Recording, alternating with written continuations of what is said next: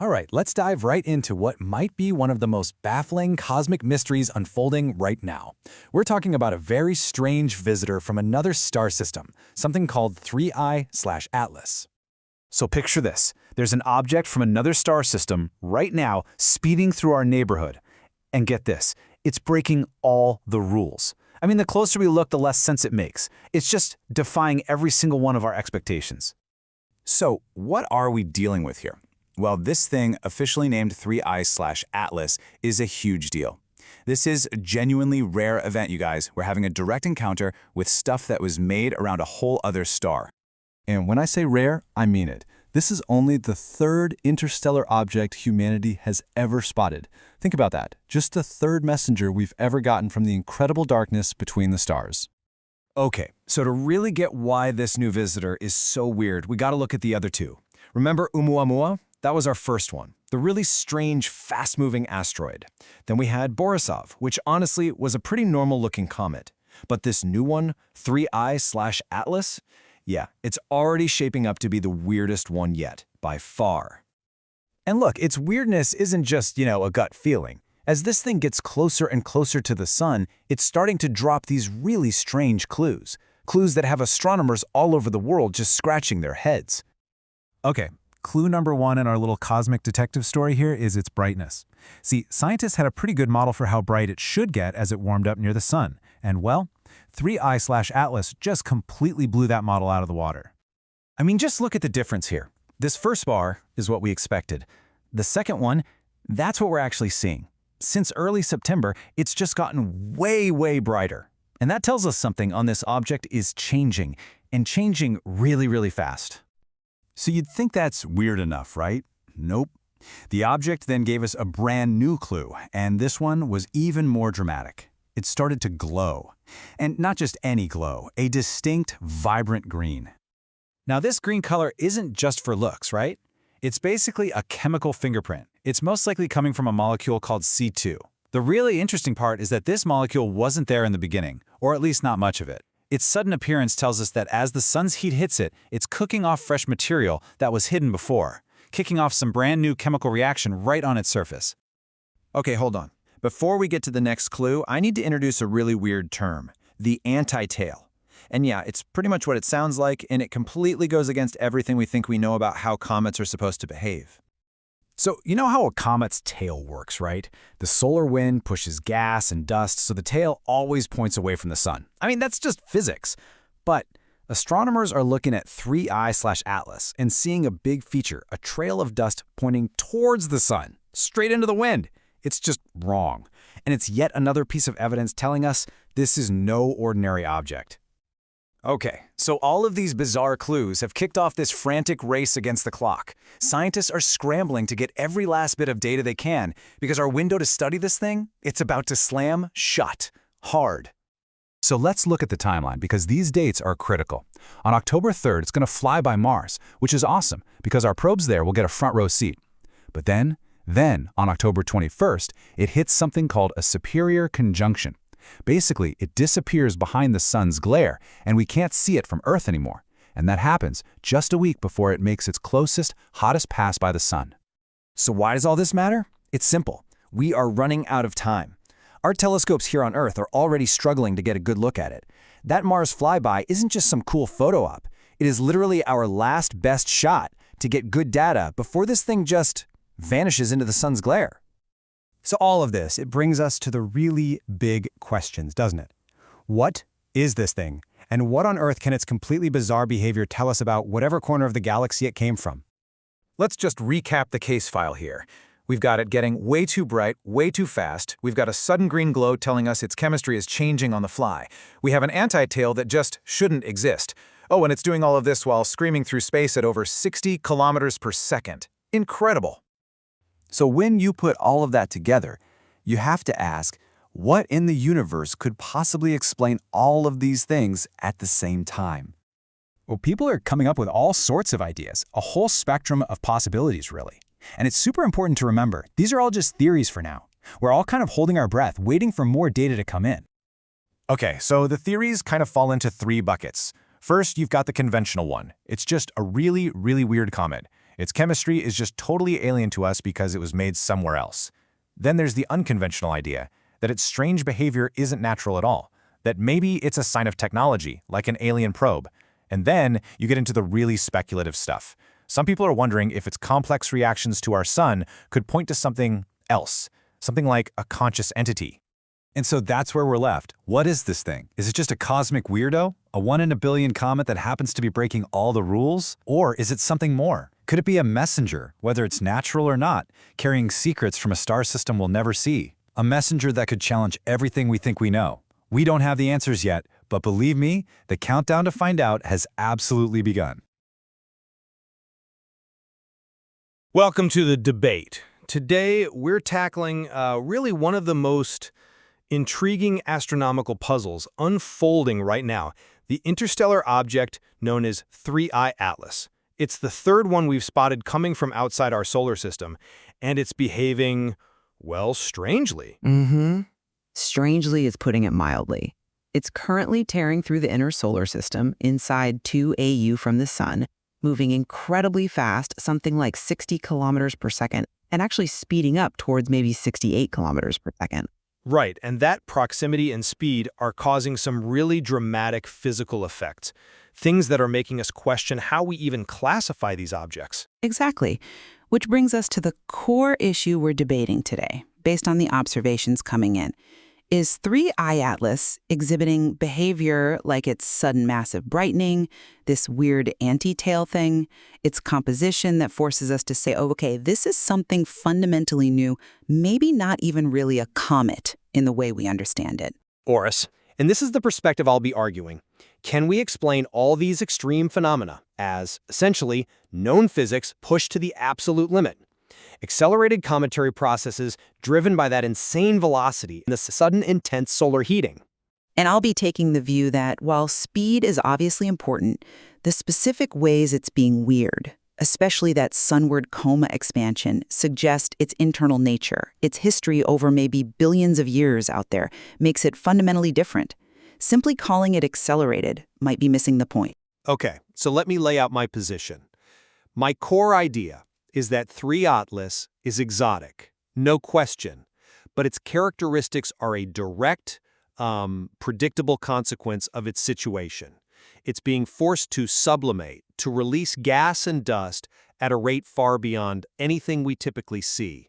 Think of it less like gentle boiling and more like a flash explosion of frozen volatiles. Okay. The evidence? Look at the timing. The object started brightening dramatically, really deviating from the expected light curve, right around September 7th to the 15th. Now, crucially, that's exactly when it crossed the 2 AU distance marker, twice Earth's distance from the sun, give or take. A normal solar system comet might take months, even years, to move through that zone of rapidly increasing solar radiation. But 3I Atlas, because it's moving so fast, blasted across that threshold in maybe just a couple of weeks. This rapid change, this intense burst of energy, it just hits layers of deep, buried volatile material much, much faster than our standard models account for. The speed is the critical factor driving the brightness jump. And then there's the composition. We see this strong green glow, right? Which is conventionally produced by diatomic carbon, C2 molecules. This tells us recognizable cometary chemistry is happening. The rate is off the charts, yes, but the product, the C2, is something we understand from comets. It suggests an extreme version of a known process, not something totally alien. Okay, I understand the speed argument. It's obviously a huge factor. But just calling it an accelerated comet feels like it papers over just how uniquely strange this object is compared to the others. Remember Oumuamua, weird shape, no coma, then Borisov, which was, pretty much like a standard comet just from far away. 3 Atlas, though, it's genuinely the strangest of the bunch, as the source material puts it. It is strange. I grant you that. Right. And for me, the smoking gun, the thing that really pushes it beyond just accelerated, is the geometry, specifically this anomalous anti-tail. Observations are showing the coma, the gas and dust cloud, expanding and even actively pushing material out towards the sun. Now, just to be clear for everyone listening, Normally, a comet's tail is blown away from the sun by solar winds and radiation pressure, always away. Seeing material pushed sunward is, well, it's deeply weird.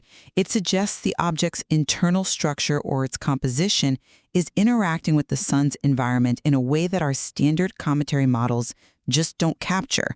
And given this thing might have spent a billion years drifting between stars, shaped by who knows what processes, we really shouldn't be so quick to jam it into the box we built for objects formed right here. Okay, let's dig into that. The light curve first.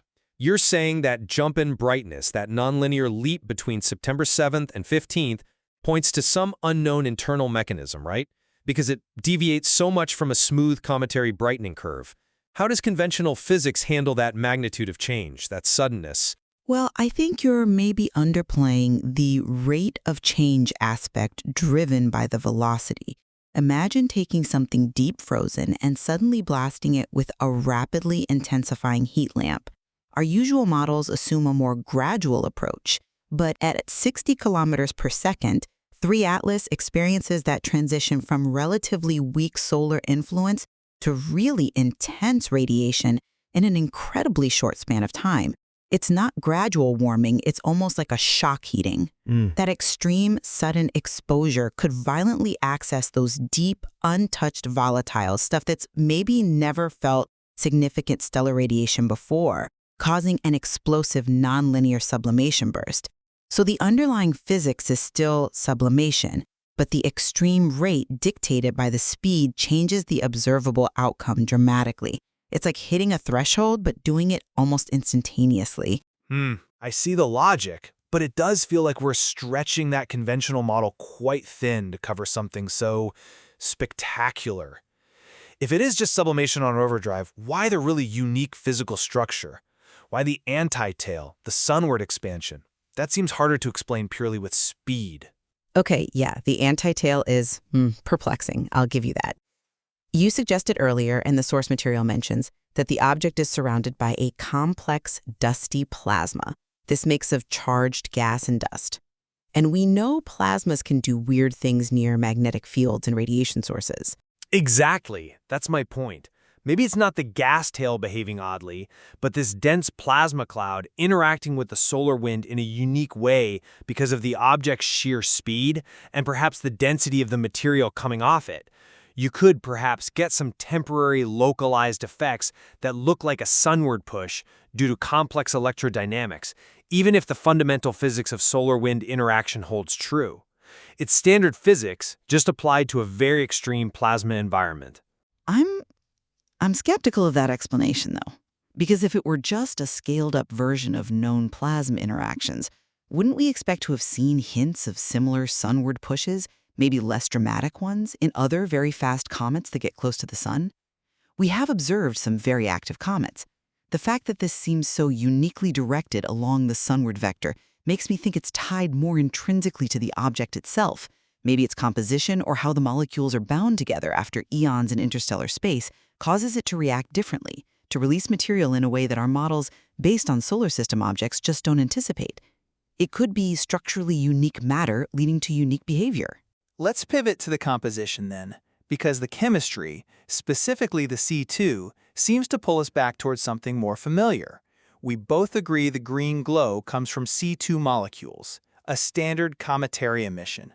But you use the fact that early data, from further out, didn't show lots of C2 to argue for some new, unknown process kicking in now. That feels like jumping the gun a bit. But the timing is key, isn't it? We saw some enhanced activity when 3 Atlas was way out near Jupiter's orbit.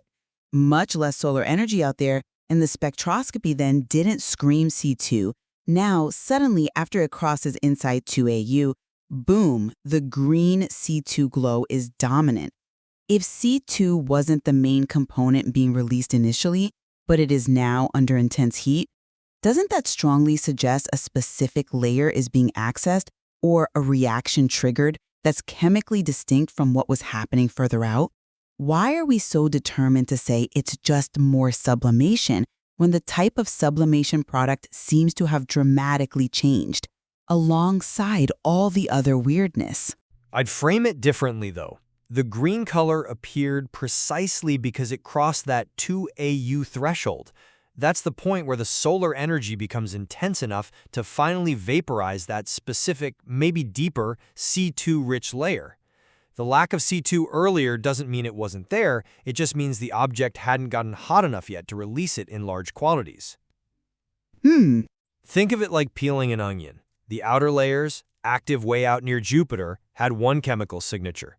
The intense heat inside 2AU effectively flash-fried those outer layers, exposing a deeper core potentially rich in the precursors for C2, causing this sudden dramatic shift in the visible spectrum.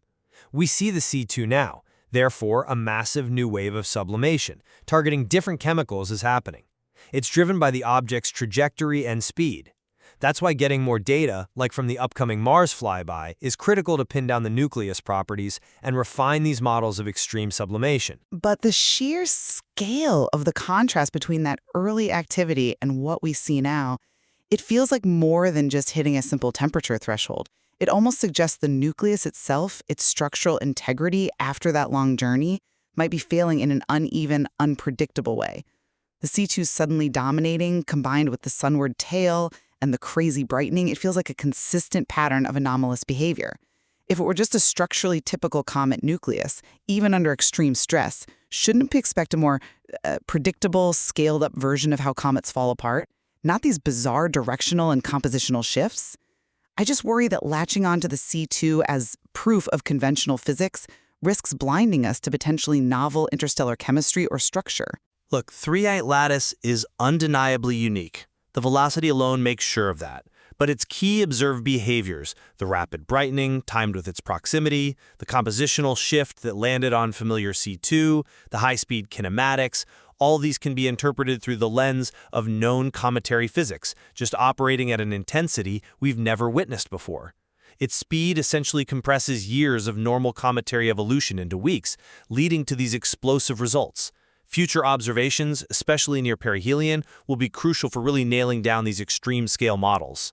And yet, we have to confront the observational facts that keep piling up. 3 Atlas is consistently doing things that don't fit neatly, defying standard light curves, pushing material sunward. I think, intellectual honesty requires us to keep the door wide open to the possibility that this object simply demands a new category. It might be a structurally unique artifact of interstellar evolution interacting with our sun in ways that go beyond just accelerated versions of what we already know. What the source material definitely highlights is how this object is pushing our existing definitions right to their breaking points. It forces us to really grapple with the immense influence of velocity and proximity on physical processes we thought we understood. Absolutely. And in doing that, it gives us this incredible, frankly baffling glimpse into the sheer diversity and sometimes the sheer strangeness of objects formed far beyond our own solar system. There's clearly still so much more to learn and debate about this fascinating visitor.